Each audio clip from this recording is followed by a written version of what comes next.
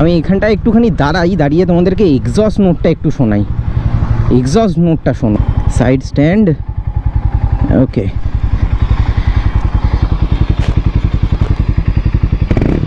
Wow,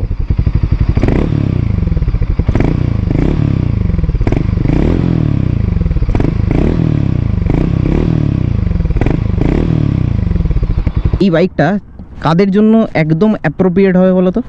মোটামুটি যারা Avenger চালায় বা একদম নিচু টাইপের বাইক চালায়, বা যারা চাইছে স্ক্র্যাম্বলারে শিফট হতে, যাদের হাইটটা একটু শর্ট রয়েছে, তাদের জন্য এই বাইকটা একদম সুটেবল হবে।